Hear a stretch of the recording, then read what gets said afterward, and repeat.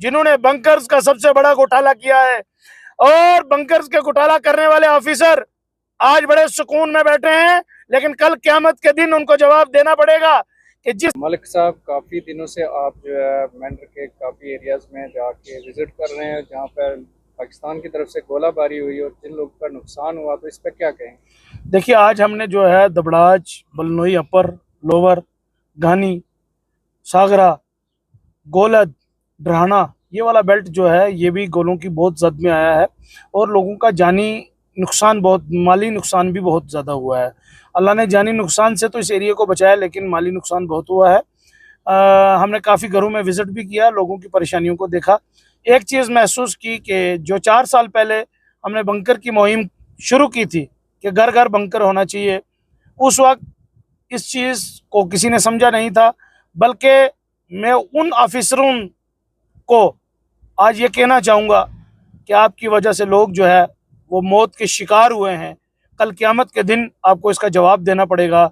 और मैं खुले लफ्ज़ों में ये कहना चाह रहा हूँ, वो जेई हजरात और वो एई हजरात जिन्होंने करोड़ों रुपए इन बंकरों से कमा कर अपने बच्चों को जो है जम्मू में तालीम फराहम कराई और लोगों के बच्चों का कत्लेआम करवा रहे हैं, आने वाले वक्त में ये मैं उनके कान खोलना चाहता हूँ कि आने वाले वक्त में जितनी भी कैजुअलिटी इससे पहले हुई है या इसके बाद होगी, उसके जिम्मेवार वो लोग हैं, वो बैठे हुए वो अफसर हैं जिन्होंने इन लोगों की मौतों का सौदा किया है, इनका खून चूसा है।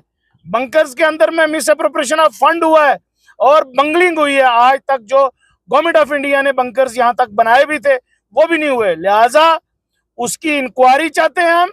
और साथ ही साथ में हम ये चाहते हैं कि जम्मू कश्मीर में इस वक्त पूरा जम्मू कश्मीर जिस जिस बॉर्डर एरिया में जो शेलिंग के अंडर में आया है, जहाँ शेलिंग जहाँ जहाँ तक पहुंची है, चाहे नौजवान तबका है, वो इस आवाज को बुलंद करे, लोगों की उस बात को बिना मजहब मिल्लत और बिना पार्टीइज्म से ऊपर उठकर लोगों की मदद की जाए, लोगों की आवाज को बुलंद किया जाए। स्टेट गवर्नमेंट और यूटी गवर्नमेंट और सेंट्रल गवर्नमेंट तक उन लोगों के नाम पहुंचाए जाएं जिन्होंने बंकर्स का सबसे बड़ा घोटाला किया है।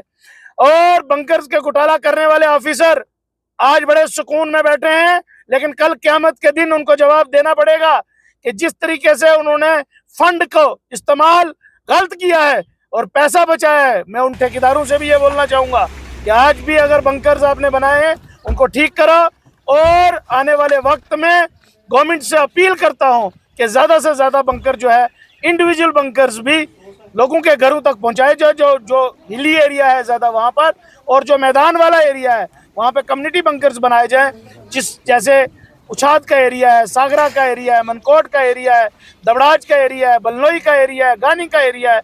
ये लोग सालों से इन सब चीजों का शिकार रहे, लेकिन इनके दर्द को किसी ने महसूस नहीं किया, क्योंकि हमें जात पात में बांटकर ताकतवर उन लोगों ने दबा दिया और हमारी आवाज को दबाते आए। लेकिन अब इंशाअल्लाह तबारिक व तआला हम ये ऐदन कहते हैं कि अब हम ना किसी जालिम से दबने वाले हैं, ना डरने वाले हैं, और हम हक की आवाज को इंशाअल्लाह बुलंद करते रहेंगे। और नौजवानों से मेरी अपील है कि बिना मजहब मिल्लत, इस सोशल मीडिया का दौर है, आप अपने अपने एरिया की जो जो परेशानियां, जो जो दिक्कतें हैं बंकर्स के मामले में आप पहुंचाएं। और मैं लोगों से भी अपील करता हूं कि आप कंसर्न वीडियोस के पास जाएं, एसडीएम साहब के पास जाएं। मैं एसडीएम साहब से भी कहना चाहूंगा, यह आपके लिए भी इम्तिहान की घड़ी है। इस वक्त आपको भी सब लोगों के पास पहुंचना चाहिए और लोगों के दुख दर्द को थ्रू डिप्टी कमिश्नर पहुंच जो है वो एलजी साहब तक और यूटी सरकार तक पहुंचाना चाहिए। जिस तरीके से इन गरीब लोगों का और ये बॉर्डर वाले लोगों का हमेशा नुकसान हुआ है, चाहे वो जाली हो, जानी हो या माली हो, इसका हिसाब लेने का वक्त आ गया है। अब ये वक्त है कि हम सबको इकट्ठा होके बिना मजहब मिल्लत, बिना जात बरादरी से ऊपर उठ के, बिना पार्टीइज्म से ऊपर उठ के इनकी मदद करनी चाहिए और इनकी आवाज बननी चाहिए और इनकी आवाज को बुलंद करना चाहिए।